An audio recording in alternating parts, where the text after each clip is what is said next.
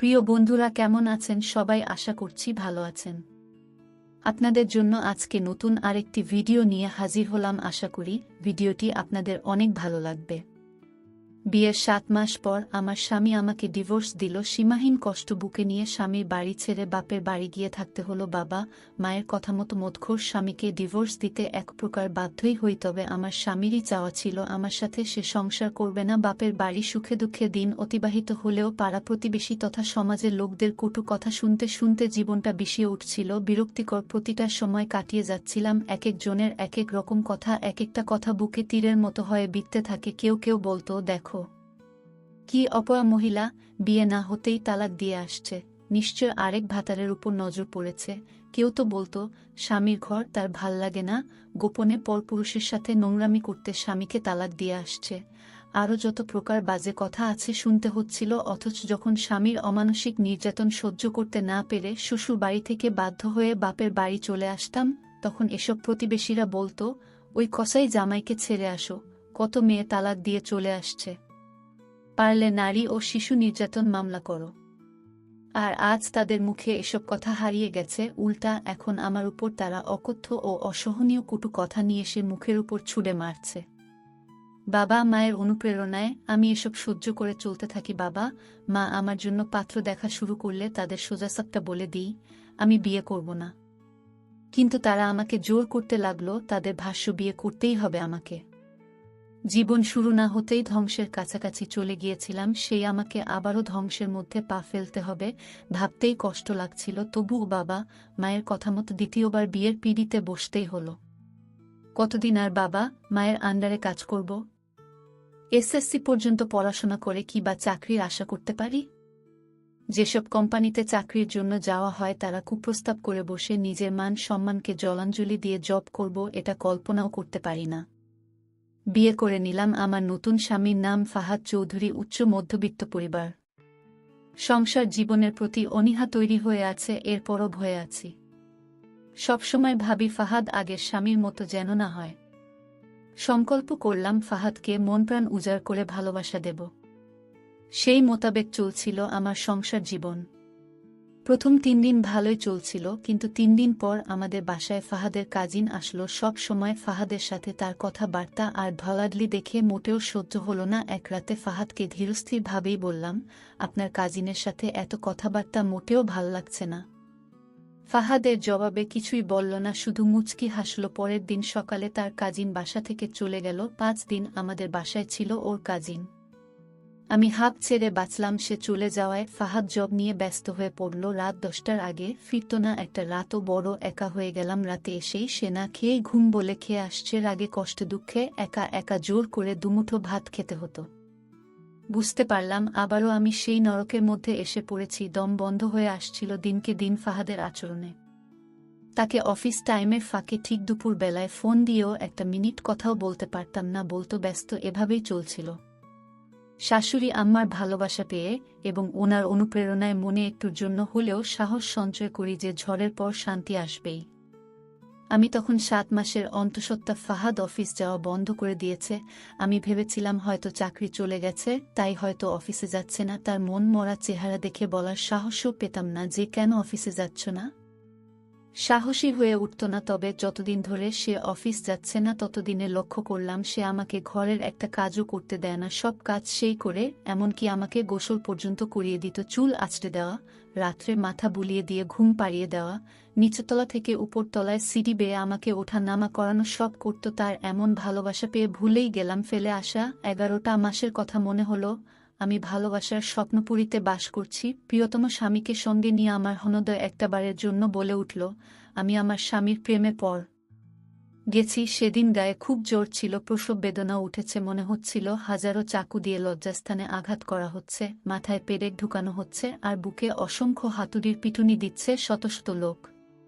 হাসপাতালে নেওয়া হয়নি আমাকে, দায়ী আমার আম্মা, শাশুড়ি পাশে বসা ছিল। আমি বারবার শুধু ফাহাদের নাম বলে চিৎকার করছিলাম আর অসহ্য যন্ত্রণা সহ্য করতে না পেরে মাতালের মতো উল্টাপাল্টা বকছিলাম। আমার স্বামী চাচ্ছিল আমার পাশে আসতে, কিন্তু দাই আমার স্বামীকে আসতে দিচ্ছিলেন না। ফাহাদ আমার চিৎকার, চেঁচামেচি আর ব্যথায় গোঙানি শুনে সহ্য করতে না পেরে বাচ্চা ছেলেদের মতো কাঁদছিল। খোলা দরজার ফাঁক দিয়ে ফাহাদের অশ্রুভেজা মুখটা লক্ষ্য করছিলাম। যখন প্রসব বেদনা বেড়ে গেল তখন আর ফাহাদ নিজেকে সামলাতে পারল না, ঢুকে পড়ল রুমে। ফুপিয়ে কাঁদতে কাঁদতে সে আমার মাথায় হাত বুলিয়ে দিয়ে বারবার বলছিল, কিচ্ছু হবে না তোমার, আমি পাশে আছি, আমার আল্লাহ তোমার কোনো ক্ষতি করবে না। ফাহাদের এমন ভালোবাসা মিশ্রিত সহানুভূতির ও সাহস জোগানো কথাগুলো শুনে দুচোখ শীতল হয়ে গেল সুখের অশ্রুতে। অন্যরকম ভালোলাগা হৃদয়ে এসে ভর করল। ভুলে গেলাম আমি সন্তান ভূমিষ্ঠ করতে যাচ্ছি। এর 15 মিনিট পরপরই আমার মনে হলো জ্ঞান হারিয়েছি। তার 2 মিনিট পর নবজাতক শিশুর কান্নার আওয়াজ শুনলাম। বুঝতে পারলাম আমি মা হয়েছি, ফাহাদের ভালোবাসার প্রতিফল পেয়েছি। ফুটফুটে মেয়ে সন্তান হয়েছে আমাদের। ওর বাবা ওকে কোলে তুলে নিল। ফাহাদের মুখে হাসি, দুচোখ অশ্রুতে ভেজা। বুঝতে পারলাম এই দিনটার অপেক্ষাতেই সে ছিল। মেয়ের বয়স যখন 3 বছর তখন ওর হাতে একদিন একটি চিঠির খাম দেখতে পেলাম। চিঠির খামটা হাতে নিয়ে পত্রটা বের করে আগ্রহ নিয়ে পড়তে শুরু করলাম। ফাহাদ চিঠিটা লিখেছে। সে লিখেছে, প্রিয়তমা স্ত্রী, আমার ভালোবাসার চাদরে জড়িয়ে সবসময় যেন সুখেই থাকো, এটাই কাম্য। তোমাকে আজ কিছু কথা বলবো। জানি না চিঠিটা তোমার হাতে কবে পৌঁছেবে, তবুও লিখছি। তোমার মনে প্রশ্ন জমে আছে হয়তো, আমার কাজিনের সাথে ওরকম প্রেমময় আচরণ কেন করলাম। এর উত্তর, আমি তোমাকে পরীক্ষা করেছি যে আমার প্রতি তোমার আগ্রহ কেমন। স্বামীর সাথে অন্য কোনো মেয়েকে দেখে তুমি জেলাস ফিল করো কিনা। হ্যাঁ, তোমার চোখে মুখে অভিব্যক্তিতে সেটা পরিলক্ষিত হয়েছিল। এমনকি তুমি কাজিনের বিরুদ্ধে অভিযোগও করেছিলে। অফিসে বেশি সময় দেওয়া, তোমার ফোন রিসিভ করে তেমন কথা না বলা, বাসায় এসে রাতের খাবার না খাওয়া, সবই তোমার ধৈর্য পরীক্ষা করতে করেছিলাম। তুমি সেই পরীক্ষায় সফলও হয়েছ। অফিসে এতগুলো মাস ধরে শ্রম দিয়েছি পরবর্তীতে যেন তোমাকে সময় দিতে পারি। তোমার প্রেগনেন্টের সময়গুলোতে আমি পাশে থাকতে পেরেছি। অফিসে না গিয়ে তোমার পাশে থেকে টাকার চিন্তা করতে হয়নি, কারণ আগের 11টি মাস প্রচুর শ্রম দিয়ে 2 মাসের স্যালারি পরিমাণ টাকা বেশি উপার্জন করেছিলাম। বসো, কাজে সন্তুষ্ট হয়ে তোমার জন্য ছুটি দিয়েছিল আমাকে। হ্যাঁ, আমি সবসময় তোমার মতো একজন মেয়েকে স্ত্রী হিসেবে চেয়েছিলাম, সেই চাওয়া পূরণ হয়েছে। আমি তোমাকে ভালোবাসি বউ, অনেক বেশি ভালোবাসি। ইতি, তোমার পাগল স্বামী ফাহাদ। চিঠিটা পরে চোখের পড়া ধরে রাখা সম্ভব হয়নি। সুখের অশ্রুতে চোখটা ভিজে গেল মুহূর্তে। হৃদয়টা সুখের পর সে কেঁপে উঠল। যখন আমার মেয়ে অনিতার বয়স 19 বছর তখন মেয়েটা এক ছেলের খপ্পরে পড়ল। অনার্স প্রথম বর্ষে ভর্তি হবার টাকা চেয়ে বাসা থেকে বের হল, কিন্তু সন্ধ্যা হয়ে যায়, তার ফেরার কোনো নাম গন্ধ নাই। রাত্রে ফোন দিয়ে আমাকে শুধু বলল, আমি পালিয়েছি মা, এছাড়া কোনো উপায় ছিল না, আমাকে ক্ষমা করে দিও। এত বেশি কষ্ট পেয়েছিলাম যা ভাষায় প্রকাশ করা যাবে না। ওর বাবা খবরটি পেয়ে আমার সামনে শুধু মুচকি হেসেছিল, কিন্তু লুকিয়ে ছাদে গিয়ে কখনো মধ্যরাতে ঘুম থেকে জেগে সে কি কান্না কতটা কষ্ট পেয়েছিল সেটা তার চোখ মুখের দিকে তাকালে বুঝতে পারা যেত। মনে মনে বলতাম, হয়তো জীবনে অনেক বড় পাপ করেছিলাম, সেটার শাস্তি আজ পাচ্ছি, আমার স্বামীকেও শাস্তি দিচ্ছি। অনিতা বাড়ি ছাড়ার 2 মাস 7 দিন পর বাসায় চলে আসলো। আমাদের সাথে কোনো কথা বলল না। হাতে ঢাকা বিশ্ববিদ্যালয়ে ভর্তির এডমিশন পেপার ধরিয়ে দিল। বুঝতে পারলাম সে ঢাকা বিশ্ববিদ্যালয়ে ভর্তির সুযোগ পেয়েছে। ওর বাবা এখনো রেগে আছে মেয়ের উপর। কিন্তু যখন অনিতা বলল, তোমরা কেমনে ভাবলে আমি তোমাদের এত ভালোবাসা পেয়ে বড় হয়েছি, সেই আমি এত বড় ভুল করব। এইচএসসিতে অনেক ভালো রেজাল্ট করে বিশ্ববিদ্যালয়ে ভর্তির জন্য চেষ্টা চালাচ্ছি, সবই তোমাদের ভালোবাসায় সহযোগিতায়। সেই আমি কারো সস্তা ভালোবাসার টানে তোমাদের ভালোবাসাকে কবর দিয়ে বাড়ি ছাড়ব? কখনো না। আমাকে তোমরা যতটা ভালোবাসো তার চেয়ে বেশি তোমাদের ভালোবাসি। হ্যাঁ, আমি সেই মানুষটার জন্য তাকে পরীক্ষার ছলে বাড়ি ছেড়েছিলাম, এটা সত্য।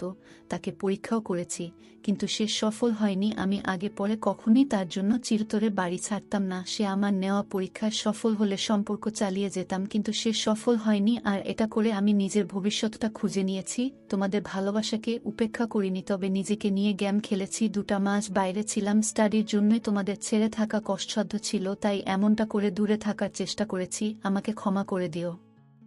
ফাহাদ আমাদের মেয়ের মাথায় হাত বুলিয়ে দিয়ে শুধু বলল, অনেক বড় হয়ে গেছ, মায়ের মতো বোকা হওনি, বুদ্ধিমতী হয়েছ, তবে একটা কথা মনে রেখো, জীবনে কিছু ভুল করতে নেই, যে ভুলের কোনো ক্ষমা হয় না, তেমনি একটা ভুল প্রেমিকের হাত ধরে বাড়ি ছেড়ে পালানো।